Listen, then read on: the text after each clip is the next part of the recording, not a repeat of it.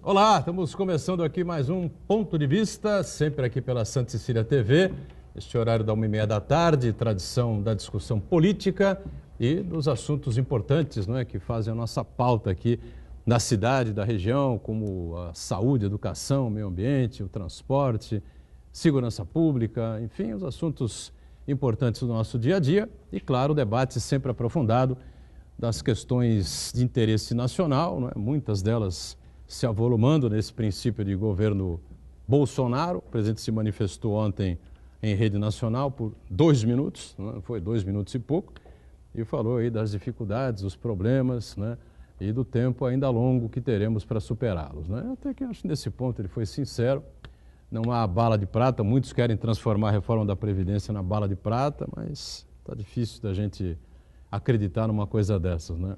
O ministro Onyx Lorenzoni disse ontem na Globo News, aprovando a reforma da Previdência, o Brasil vai atravessar o portal da prosperidade. Olha, esse programa tem que ficar, essa frase tem que ficar gravada ad eterno, né? Ou pelo menos até o final, ou meados de 2020, né? Para a gente ver realmente o que vai acontecer. Lembrando que temos uma reprise diariamente aqui no Ponto de Vista, sempre a partir das 8 da noite, não é? Aqui na Santa Cecília TV. E recebe o programa hoje com muito prazer o doutor Danilo Oliveira, advogado da área previdenciária, mais uma vez vem aqui colaborar e participar conosco, entre vários assuntos, né, que a gente vai colocar em destaque, em debate aqui, falar um pouco sobre a questão da reforma, como é que ele está sentindo aí dessa nova comissão agora técnica, né, que vai realmente discutir, debater e provavelmente levar aí para o plenário na sequência. Tudo bem, Danilo? Prazer revê-lo. Tudo bem, Boturão? Uma boa tarde, é um prazer voltar aqui ao programa, uma boa tarde à nossa seleta bancada, em especial para o nosso telespectador. Seleta bancada, que tem aqui o professor Iberê Cirna, especialista em marketing político, sempre aí acompanhando as coisas da cidade e do país. Tudo bem aí, Iberê? Tudo, é sempre um prazer estar na companhia de vocês. E o Marcos Santana, lá na ponta, sempre acompanhando as redes sociais, as transmissões que fazemos aqui diariamente do Ponto de Vista e a sua participação, que é sempre muito importante aqui com a gente. Tudo certo por aí, Santana? Tudo certo. Boa tarde, meus amigos. Boa tarde especial que nos acompanha em casa. Boa tarde especial ao Luiz, aí do bairro da Aparecida, que acompanha a gente todos os dias na reprise. Eu quero convidar você a participar do programa, mandando sua pergunta, crítica, sugestão pelo Facebook. Ponto de Vista, com Edgar Boturão, ou por e-mail, contato@pontodevista.tv.br. O programa também pode ser acompanhado ao vivo pela internet, santaportal.com.br/tv. As edições anteriores do Ponto de Vista ficam disponíveis na internet também, no nosso canal no YouTube e na nossa página no Facebook. E você que nos acompanha na reprise às 20 horas, como o Luiz, uma boa noite. Boa noite a você que está aí na reprise, o Luiz da Aparecida e todos que estão acompanhando a gente. Lembrando, o programa termina ao vivo às 2h30 até a reprise, como a gente diz sempre aqui, né?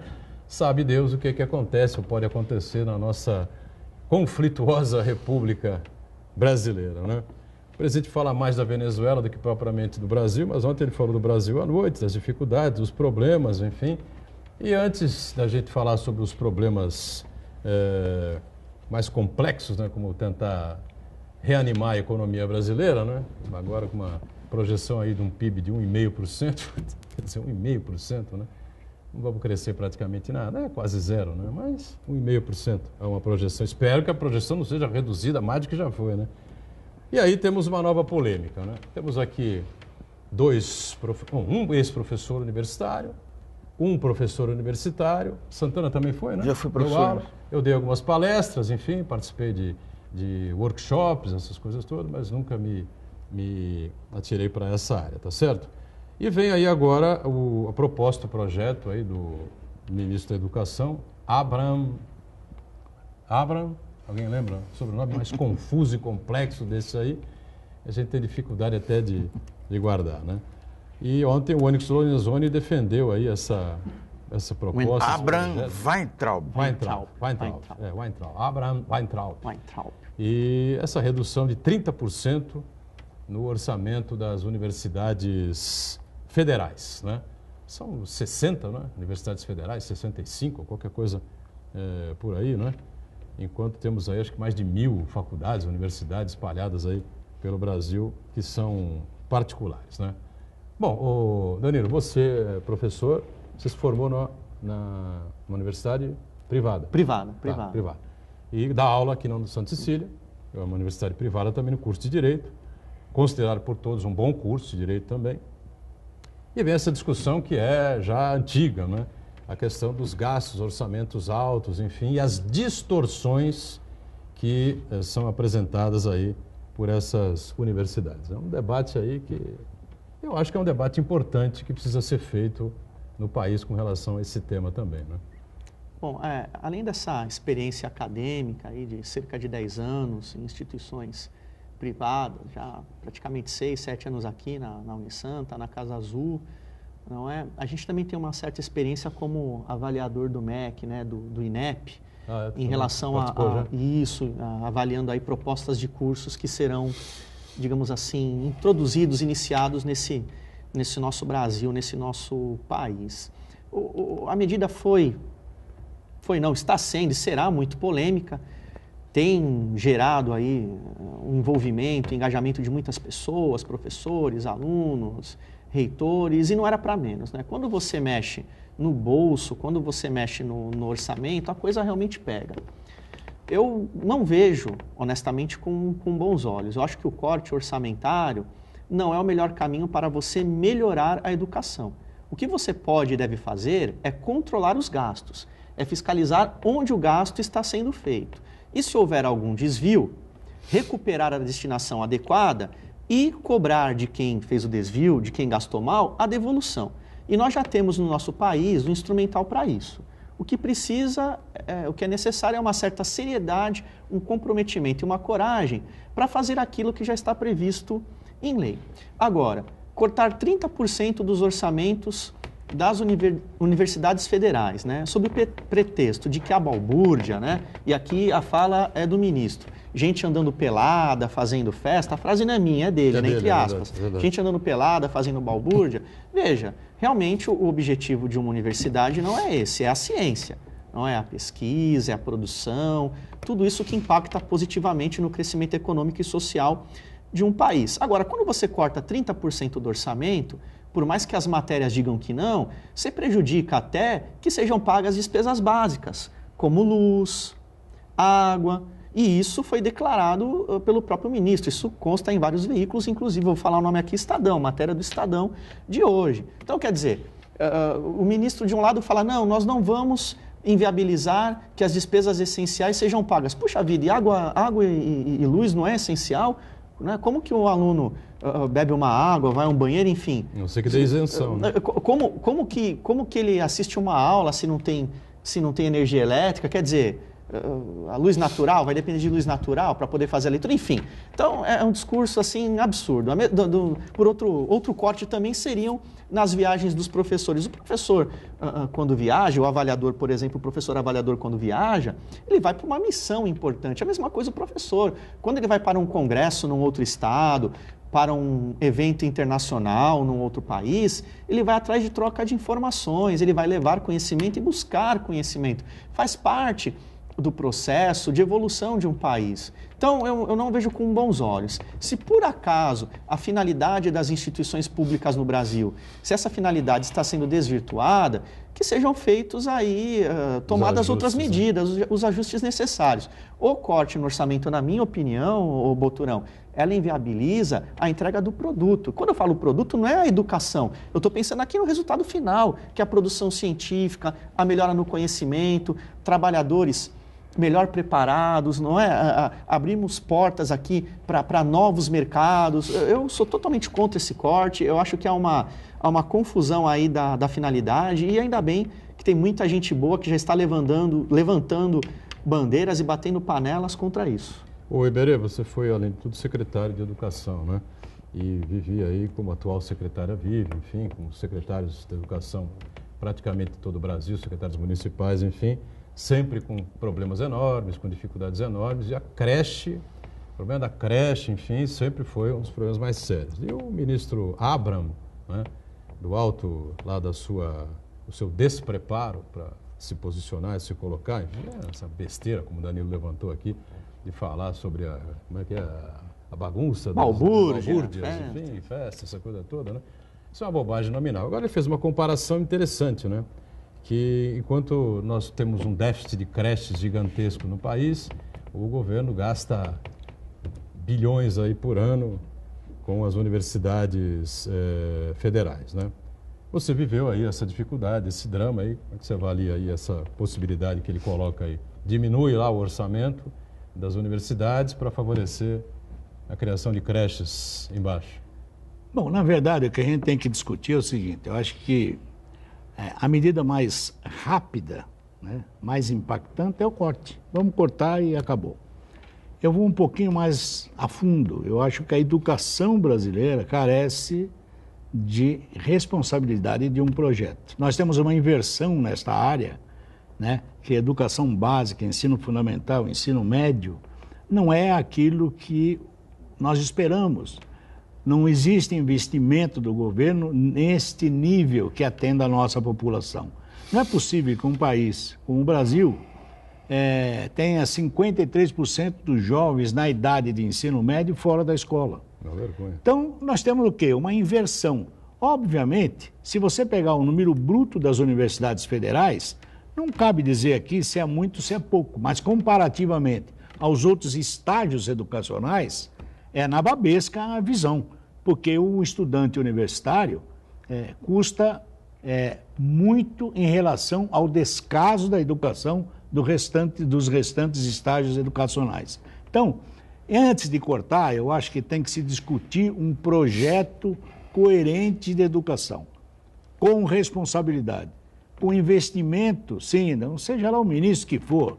Agora, não dá para você ter 53% de jovens fora, não dá para você ter escolas ainda sentando no barro, escolas de lata, escolas sem biblioteca, professores com uma formação, lamentavelmente, não assistida pelo Estado. Precária, Quer dizer, então, como é que nós vamos discutir? É mais fácil, sim, qualquer impacto, dizer assim, eu vou cortar, vamos cortar porque é número.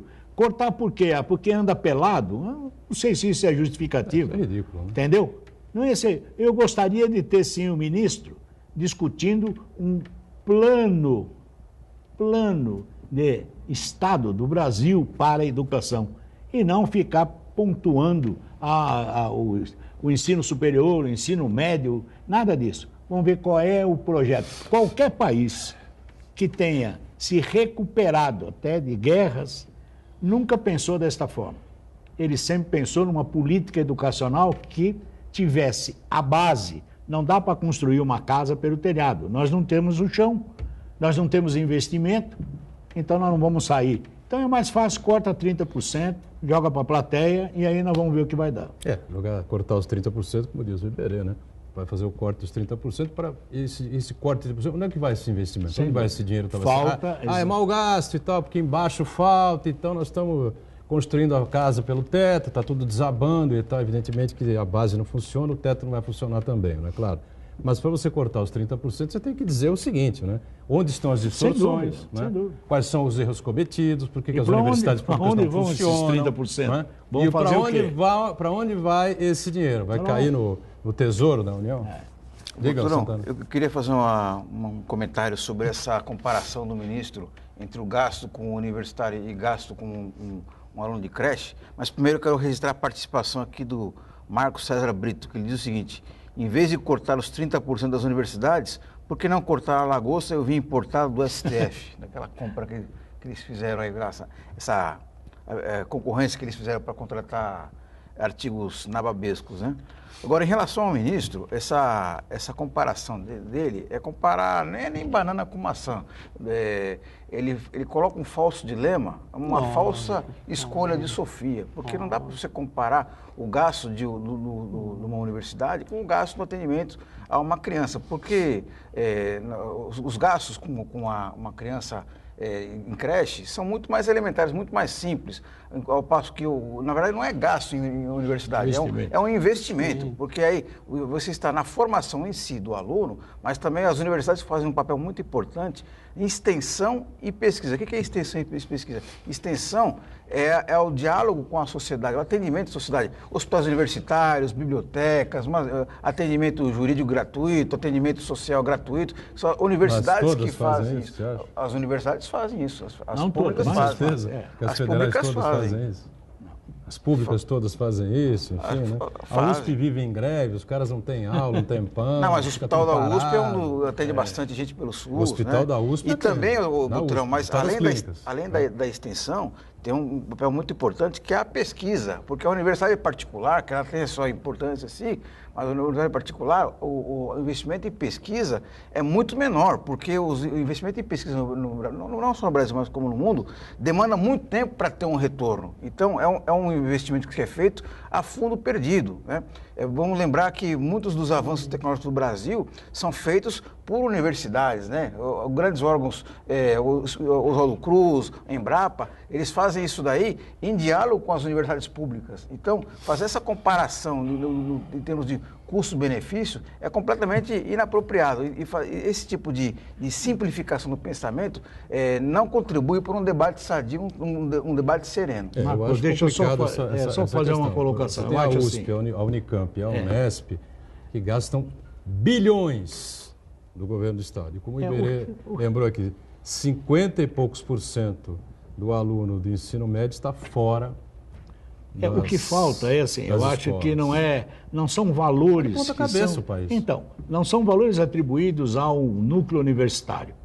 É que falta no Brasil uma política educacional. Falta a espinha dorsal de dizer, eu começo aqui e vou chegar aonde?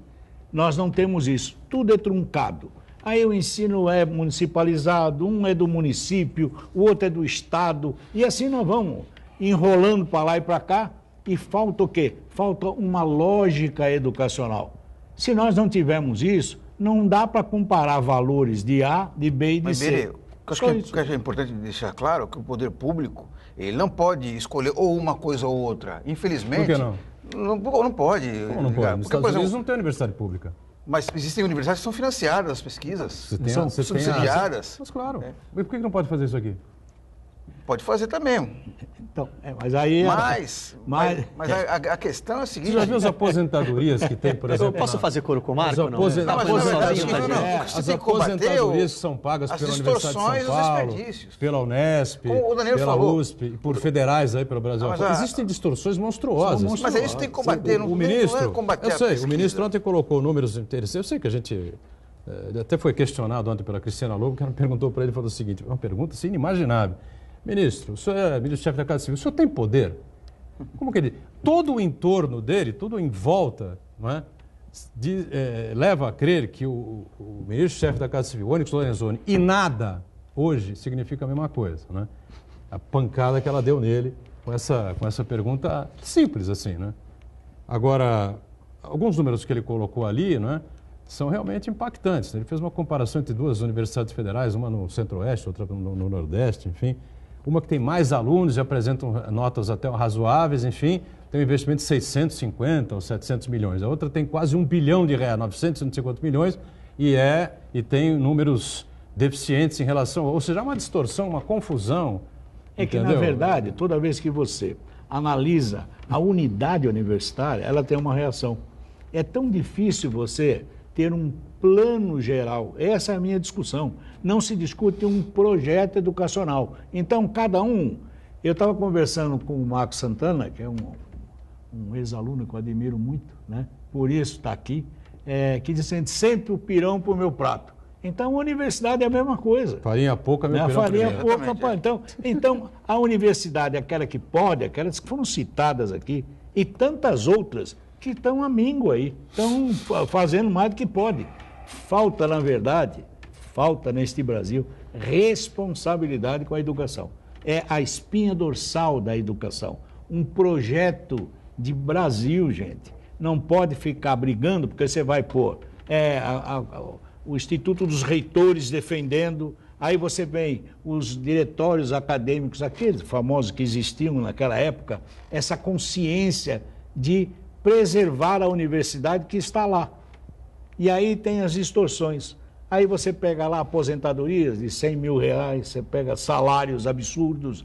Vai mexer num negócio desse. O ex-presidente Fernando Henrique Cardoso é aposentado entendeu? pela Universidade de São Paulo com um salário estratosférico desses aí. Diga, Danilo, foi não? A minha opinião é de que a gente não pode usar como argumento para fazer o corte no orçamento uma comparação entre educação básica e ensino superior, porque é óbvio que eu não posso ter o telhado se eu não tenho a base da construção. É óbvio que se eu não tiver uma educação básica, uma educação infantil, ensino fundamental, ensino médio, eu não vou chegar na universidade, eu não vou chegar no ensino superior, isso é óbvio. Mas para mim é um discurso perigoso quando o ministro começa a fazer essas comparações. Eu faço coro aqui com o Marco, porque qual que é o argumento que ele tem que usar? Esse que vocês colocaram depois. Olha, eu tenho uma instituição com menos orçamento, com orçamento menor, que está sendo mais eficiente, produz mais. Qual é o modelo que está sendo empregado lá? O que acontece lá que não acontece cá? Qual é a justificativa para que uma seja mais eficiente e outra menos? Eu sou um defensor ferrenho, e quem me conhece sabe disso, porque a gente estuda um pouquinho essa questão da Política Nacional de Educação, a Lei de Diretrizes, não tem a experiência do Iberê, né? Mas só ali um curioso. Eu vejo o seguinte, há uma distorção constitucional em que a educação de ensino superior não é universal. E ela tem que ser, porque se nós queremos ser realmente um país igual, um país desenvolvido, para aqueles que queiram, o acesso à educação de nível superior tem que ser franqueado, tem que ser para todos, claro, mas nem todo mundo quer, uns querem empreender, não querem ter o conhecimento científico, não querem oferecer extensão, tudo bem, eu entendo, mas para aqueles que queiram. E não dá para a gente primeiro resolver a base para depois pensar na educação de ensino superior. Essa é a minha humilde opinião. A minha opinião é, tem que ser feito um trabalho conjunto, que eu acho que é a mesma linha de pensamento do Marco. E foi o que o Iberê colocou. Tem que ter uma política nacional e que tem que ser revista. O país tem dimensões continentais, diferenças geográficas, econômicas. Agora, simplesmente cortar... E vejam, a gente está falando aqui de números que aparentemente são altos. Se a gente comparar o orçamento brasileiro com de outros países, a nossa posição no ranking da produção científica não é ruim. Com o orçamento pífio, na verdade ele é pífio, que nós temos em comparação com outros países, o Brasil tem feito de uma certa forma um milagre. Então, quando a gente trabalha com números, Iberê, é perigoso, porque depende com que números você está trabalhando. Não é? Qual é o lado da moeda que você está mostrando? Então, eu sou um defensor ferrenho das instituições... Do debate. Um grande debate nacional sobre isso, pilotado por gente que tenha credibilidade. Esse ministro que está aí, como o outro anterior, não tem a menor credibilidade de propor um debate nacional para coisa nova. A gente vai continuar no tema daqui a pouco, estouramos o bloco, vamos para o intervalo. Já a gente retoma aqui o ponto de vista.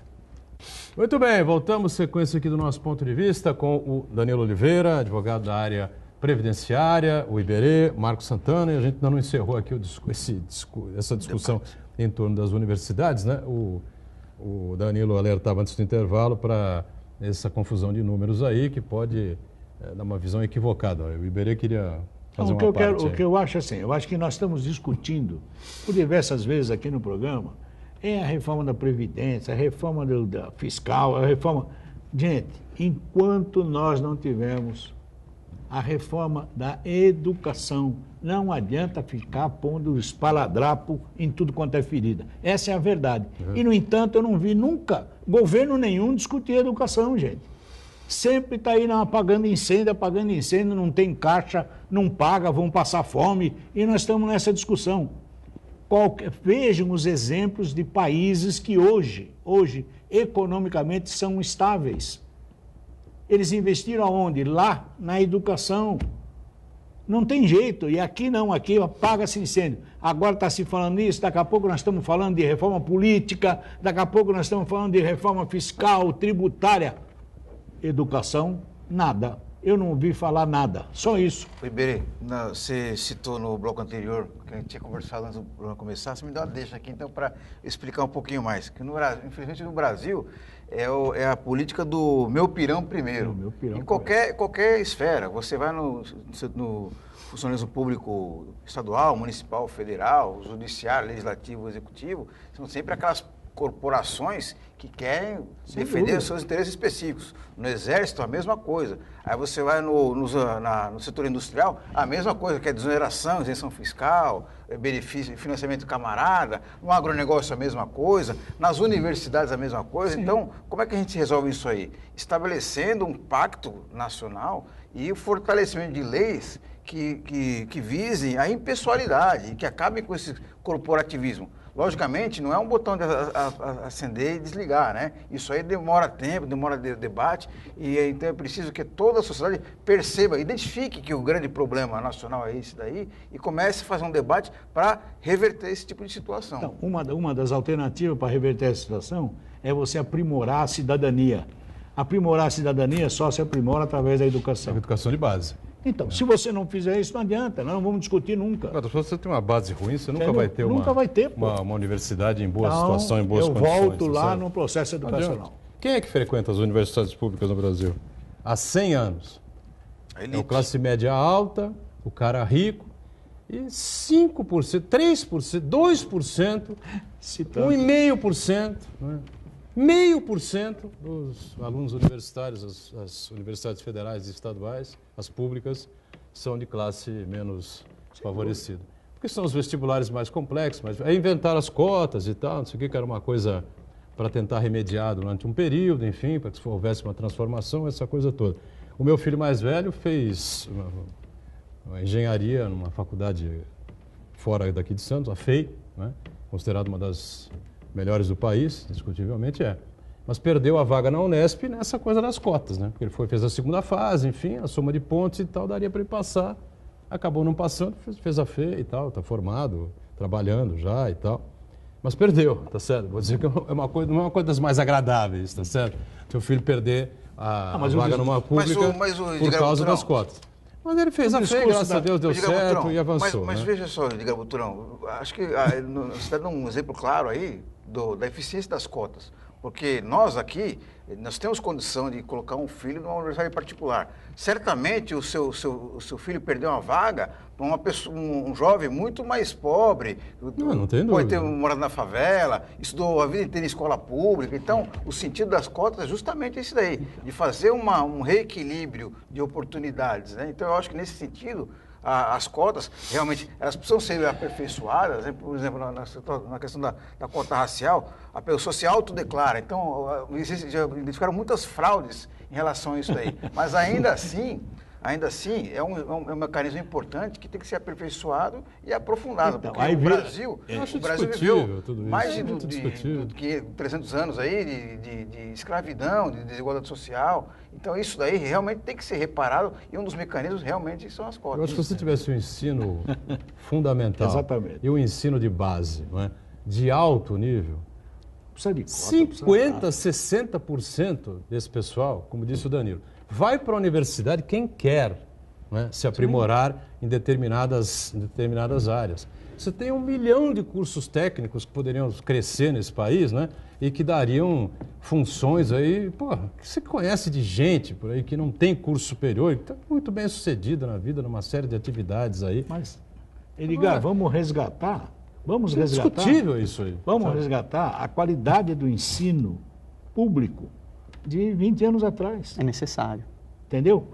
Ele tinha lá uma quase que excelência, você sabe melhor do que ninguém. 30 e tantos anos, é mais você entendeu? Até, 30 anos, 40 anos. Mas foi abandonado. Lembro de um primo meu que fazia esse concurso para passar no Colégio Canadá. Eu ouço dizer, Iberê, acho que você pode confirmar isso com propriedade, que havia um caminho inverso, né? Procurava o ensino privado, particular, aquele que de alguma forma tinha algum problema na escola pública, ou porque não acompanhava o ritmo das aulas, ou porque tinha um problema com frequência, ou um problema de relacionamento com os colegas, com o corpo docente, enfim, era um caminho inverso. Hoje, quem tem condição financeira vai para a iniciativa privada, procura a escola particular. Mas você tinha qualidade, mas não tinha...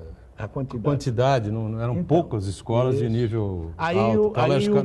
Colégio Canadá e o Martim Afonso, né? Então, aí o governo se esconde da responsabilidade e abre a possibilidade, quando ele não cumpre, de a iniciativa privada entrar. E aí Nós ficamos o quê? Um ensino público defasado, sem estrutura, entendeu? E nós vamos caminhar por aí. E as grandes corporações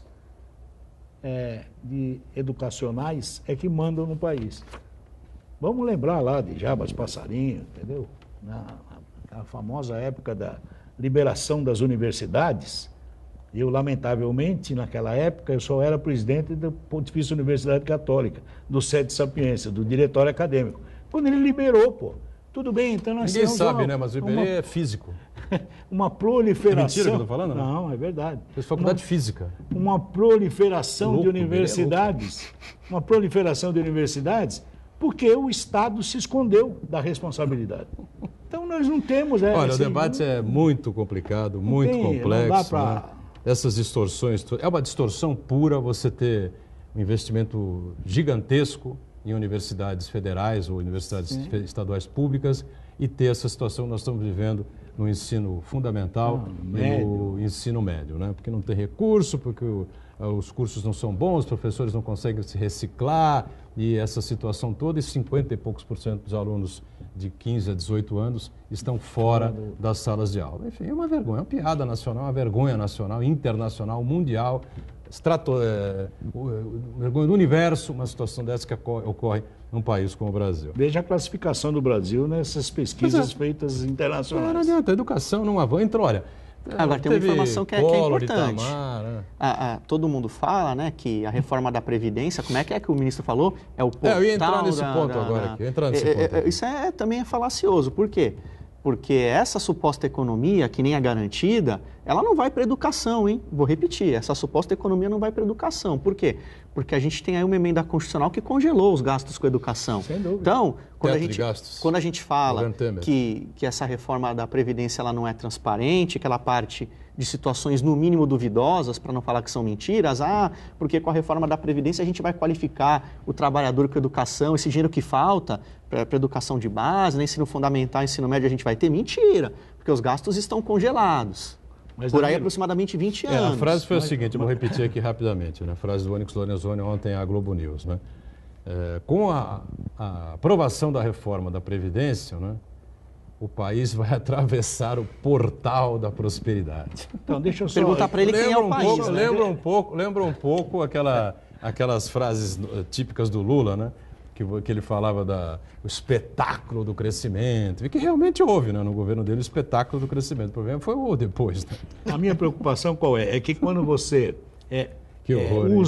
usa como instrumento político reforma de Previdência, a reforma da área, o projeto educacional, qualquer um sabe melhor do que ninguém, que ele demora uma geração. Nós temos aí no mínimo, de 30 a 40 anos para que dê resultado. E ninguém quer esperar, porque tem eleição amanhã, e assim nós vamos. Então essa é a brincadeira que se faz. Agora, quando você investe na educação, tem que esperar 30 anos, sim. É um ciclo novo. Demora muito na estrutura política nacional. É mais fácil estar votando. Reforma da Previdência, paga, agora vai taxar o rico, o pobre, eles ficam brigando com isso. Mas nós não saímos desse lamaçal, essa é a verdade. Então você acha que não vai atravessar o portal da prosperidade, não? Não, primeiro que a gente nem sabe qual que é o real conteúdo dessa proposta de reforma. A gente espera que nessa comissão especial, né, que analisa profundamente aí os temas que seriam os temas mais delicados, mais sensíveis, a população consiga então saber, por exemplo, o que é o regime de capitalização, qual que é o regime de capitalização que se quer adotar no Brasil, se é igual, se é parecido, se é totalmente diferente daquele que se adotou e não deu certo no Chile, que nós sabemos que não deu certo.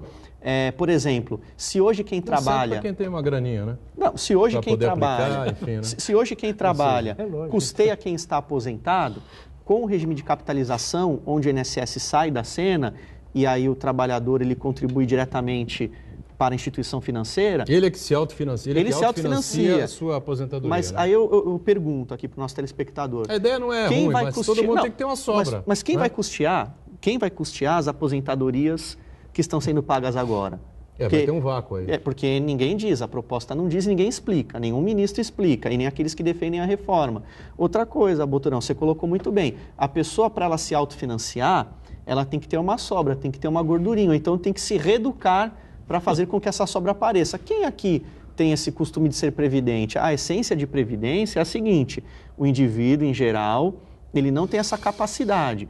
Mas por que o Estado tem que intervir, tem que ser um Estado que intervém nessa liberdade? Porque se depois, por motivo de idade avançada, uma doença incapacitante, a pessoa não consegue se manter, isso sobra para nós.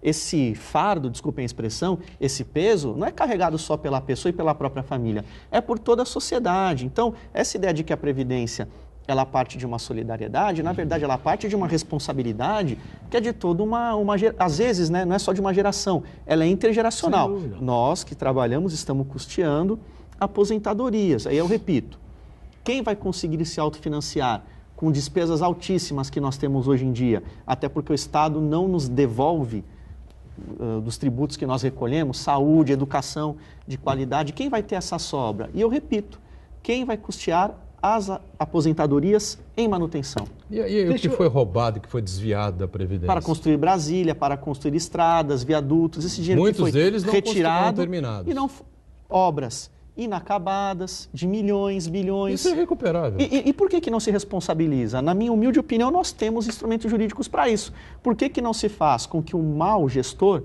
aquele que gasta mal, responda? E beleza, você foi secretário de Educação, legislação rigorosa, não é?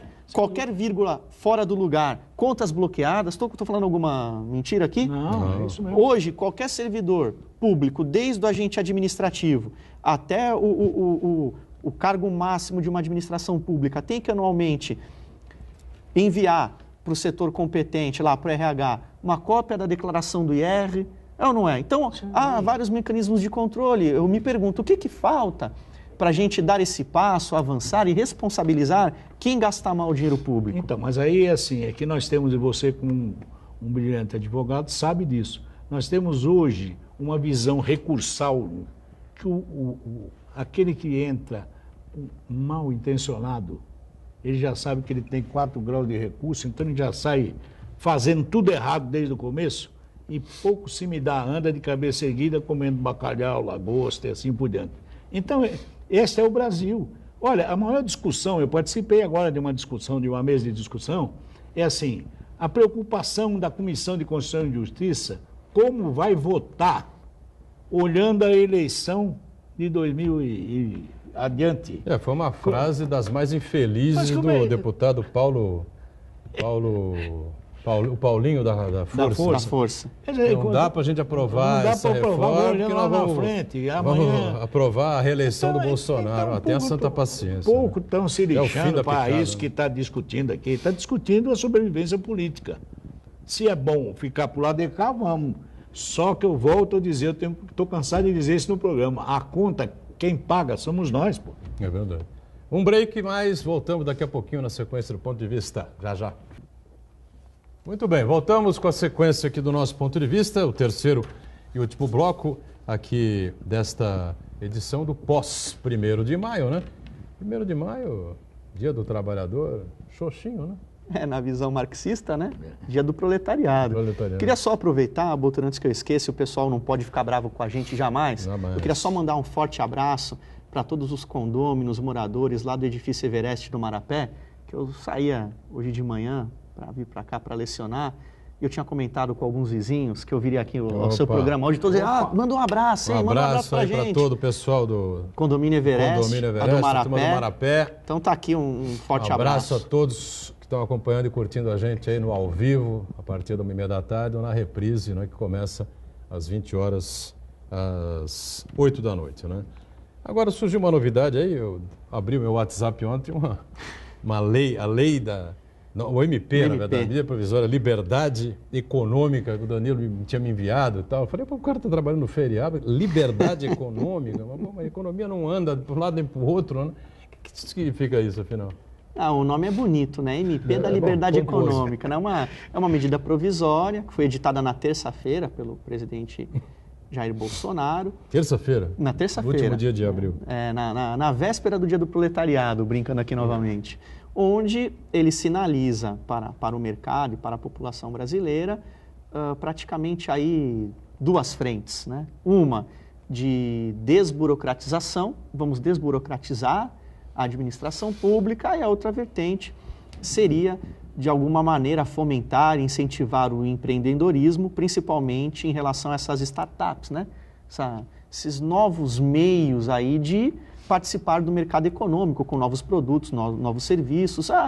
Talvez a boa nova seja a desburocratização, a possibilidade de essas empresas que estão ainda em fase de testes, ainda experimentando seus próprios produtos e serviços, funcionarem sem licença, sem uma autorização prévia do poder público. Há uma série de requisitos, claro, que aquele produto ou serviço não coloque em risco a segurança nacional, questões sanitárias, saúde pública, que sejam atividades exploradas em locais privados, destinado a um público também do setor privado, enfim.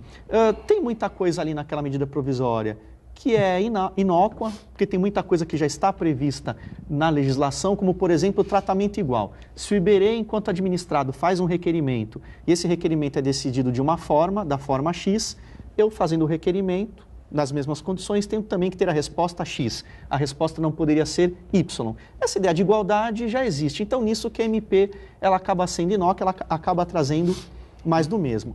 Como a própria desburocratização. Hoje, em tese, você administrado, ao se relacionar com a administração pública, fazer um requerimento, fazer prova de algum fato ou situação, você não precisaria, por exemplo, apresentar uma via original ou uma cópia autenticada, um documento com firma reconhecida. Tudo isso passou aí já por um processo de desburocratização, se presume a boa-fé e a má-fé se comprova. Aliás, essa medida provisória, Boturão, faz uma alteração no Código Civil nesse sentido, dizendo algo que também já é sabido, né? Para o direito, a boa-fé se presume, a má-fé tem que ser comprovada. Então... Aqui no Brasil também passou, virou do avesso, né? Agora, talvez o grande contributo, eu comentava a boa contigo... fé tem que ser comprovada, porque a má-fé já existe. O Brasil virou isso. A gente tem subvertido a questão ética, né? Mas talvez o grande contributo, né, dizia eu, a gente que acaba atuando um pouquinho junto ao poder público, é o fato de que hoje, né, se você, cidadão, faz um requerimento junto à administração pública, federal, estadual ou municipal, e esse requerimento não é julgado, não é analisado, você fica num limbo, né? Você não sabe se a omissão te dá o direito ou se ela te nega o direito. Não é sim nem não. Então, você quer uma licença, vai para construir. Então, você não pode construir, na prática não constrói, mas também não quer dizer que a administração pública negou.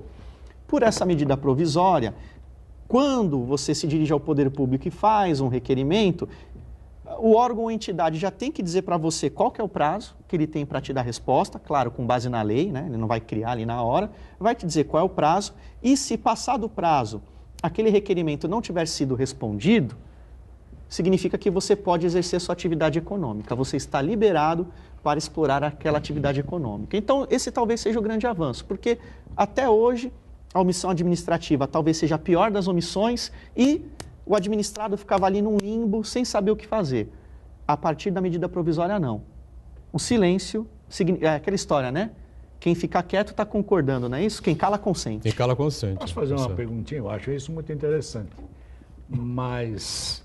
no Brasil, quanto vai custar não responder?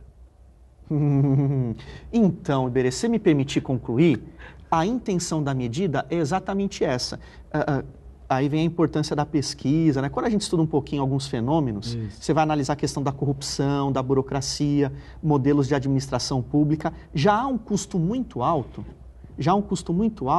na burocratização. Hoje, depender do sim, já custa muito para o administrado. Então, a tentativa, né, de boas intenções, o inferno está cheio, mas a tentativa é evitar exatamente essa distorção, que a pessoa, às vezes, acabe tendo que ceder a esses ilícitos, nessas vias que não deveriam nem ser vias alternativas, para poder conseguir realizar, exercer uma atividade econômica. Então, Danilo, mas na verdade é assim, hoje... aceita-se na área econômica o terceiro motivo de inflação, que é a inflação sindrômica, que é exatamente isso, o que tenta se combater. São leis inexequíveis para o empresário, onde você trava uma economia. Então, você está tentando aí. A minha preocupação, qual é? É como isto, e no Brasil tudo é assim, né? E você, como um bom, brilhante advogado, sabe. Ele está remando para lá, já estão pensando aqui como é que eu furo o barco do lado de cá. Não adianta. Então, quando eu brinquei aqui dizendo quanto custa eu esquecer, porque nós estamos dizendo claramente aqui, se o cara não responder, pode. Aí eu pergunto, mas eu mando para o Marco, não responde, Marco. E ele vai fazer, entendeu? Vamos ver qual é o instrumento que controla isso. Aí a gente combate isso daí, aperfeiçoando os mecanismos de transparência sem dúvida, e controle. Sem dúvida. Fiscalização. Quais são os instrumentos? A institucionalização dos processos. Não deixar, não pessoalizar, dependendo de um Barnabé qualquer ali que vai dar canetada ou não. Então. Tem que ter o processo, ele tem que ter um trâmite automático, sozinho ali, não depender do humor do funcionário público de plantão ali. Mas a gente sabe melhor do que ninguém que para carregar um processo de uma mesa para outra, dependendo do Barnabé, ele vai primeiro até o bar tomar café e volta. Com isso ele perdeu tempo. Não adianta pôr isso debaixo do tapete, gente. Eu entendo que tem que ter instrumentos de controle para que isso não aconteça.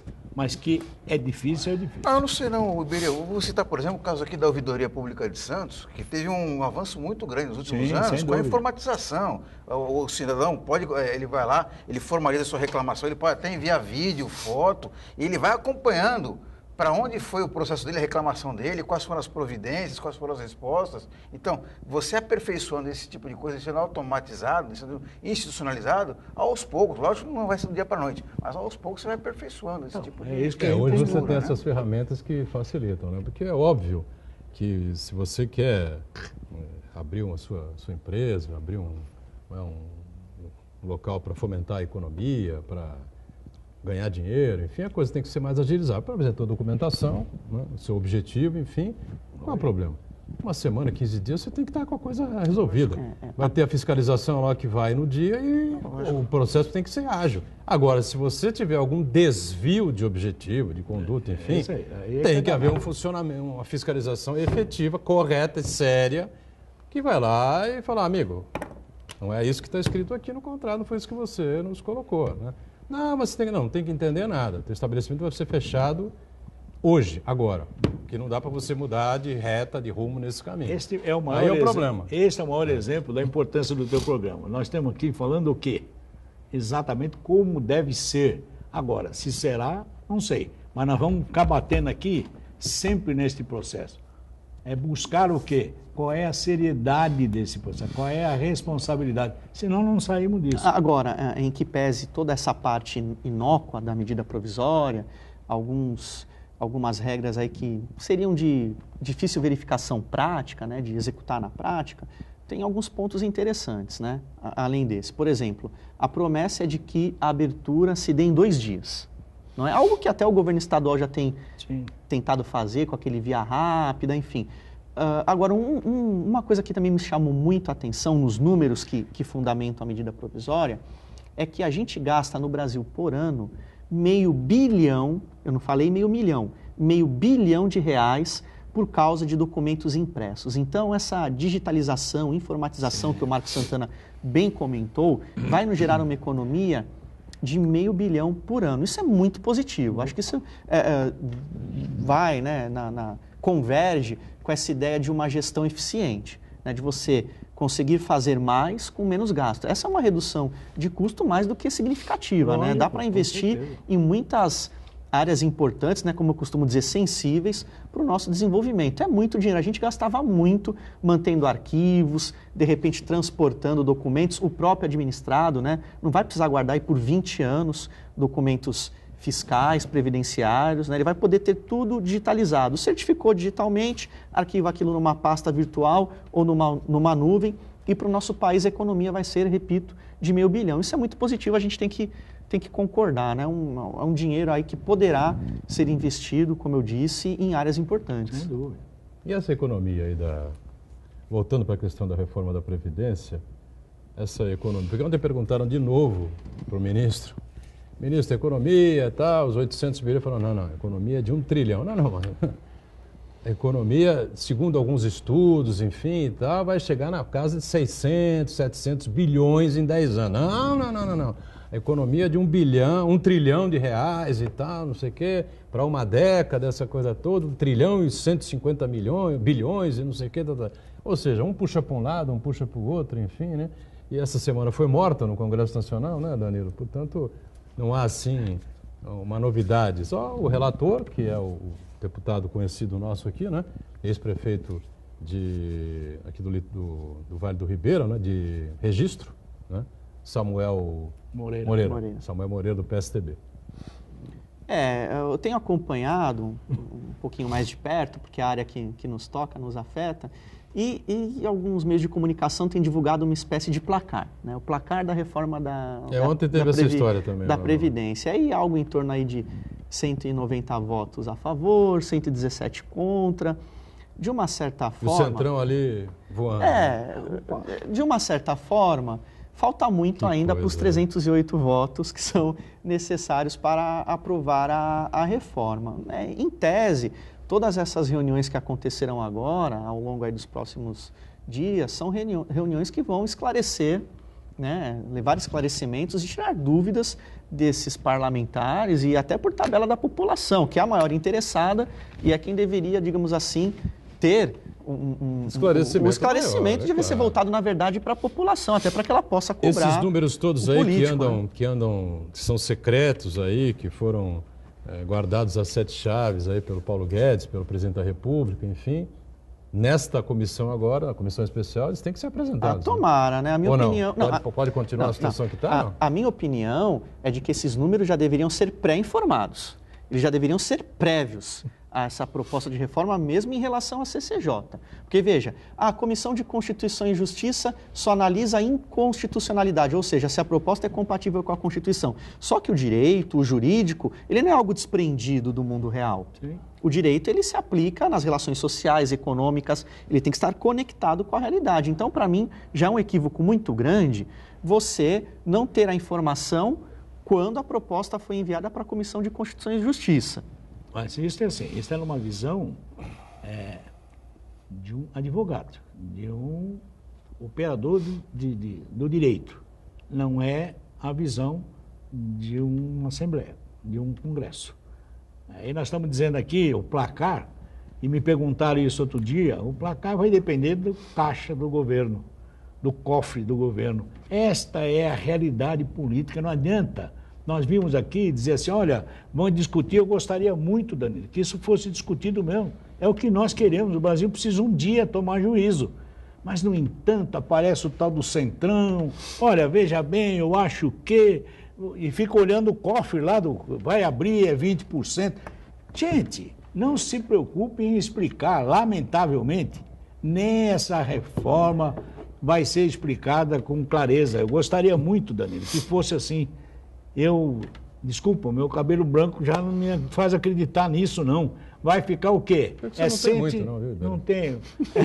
Aí 140, 150, aí tem um centão que cria dificuldade para gerar facilidade. Isso é na política. O que a gente pode fazer, além de espernear, ter ações concretas, por exemplo, um programa como esse aí, debater, esclarecer a população, a população pressionar o seu parlamentar, as entidades, os sindicatos, né, os grupos empresariais, pressionar e para ter um debate mais alto nível possível, né? Por exemplo, nesse debate aí da reforma da Previdência, fala-se muito sobre o gasto, né? Idade mínima, contribuição, mas não se fala da maneira adequada nas fontes de financiamento da Previdência. Por isso que a conta não fecha, porque o dinheiro que deveria ir para a Previdência, ela é desviada através da DRU, né? Desvinculação de receita orçamentária, que é 30% do que deveria ir para a Previdência Social, vai para outras áreas do governo, inclusive o pagamento. Aí que estamos falando de um Brasil todo, não é do governo Bolsonaro. Mas ninguém, desde sempre. Fica nervoso aí. Desde sempre. Ninguém está falando do Bolsonaro. Aliás, isso é desde Cabral que está acontecendo isso. E, aliás, Butrão, no governo petista de Dilma Rousseff, a DRU aumentou, e era 20%, foi para 30%. Agora, eu tenho duas perguntas com base nisso que nós estamos falando aqui. Só explicando a DRU, né? Desvinculação das receitas da União. Agora, com base nisso que nós conversamos, eu tenho duas perguntas aqui para deixar no ar, né? Com todo o respeito, primeira pergunta, todas essas entidades muito sérias, muito sérias, todas elas. E aqui não estou sendo irônico, estou sendo sério. Todas essas entidades muito sérias aqui da região de Santos que têm apoiado a reforma da Previdência. Pergunta que eu faço, elas entendem a reforma da Previdência? Primeira pergunta, elas conseguem explicar? Porque para apoiar tem que entender e conseguir explicar. E segunda pergunta que eu vou fazer, que é a seguinte, por que hoje quem é oposição, que foi situação, por exemplo, o Luiz Marinho, né, o ministro Carlos Gaba, né, ex-ministros, reclamam do sigilo. Mas por que eles também não apresentam as contas? Eles que estiveram lá. Se eles estavam lá, eles conhecem a situação. Veja, reforçando o que você colocou, Boturão. Não é verdade? Né, por que quem lá esteve, há pouco tempo, até pouco tempo, não chega então com as suas contas? Olha, na minha gestão, as contas eram essas. Por que ninguém abre essa caixa preta, né? Ou é uma caixa de Pandora que ninguém quer abrir? Danilo, a discussão é a seguinte, leva isso, politiza esse raciocínio, você vai entender o que eles fazem. Ninguém presta contas para ninguém, ele quer saber de sobreviver na política, se reeleger e viver naquele pedaço do Brasil chamado Brasília. Estamos fechando mais uma edição do Ponto de Vista, agradecendo bastante aqui o nosso Danilo Oliveira, participação sempre brilhante conosco, o Iberê também, e o Marcos Santana diariamente aqui com a gente, e nós com você, sempre ao vivo aqui pela Santa Cecília TV, 13h, a reprise do Ponto de Vista às 20h. Obrigado, tchau, gente.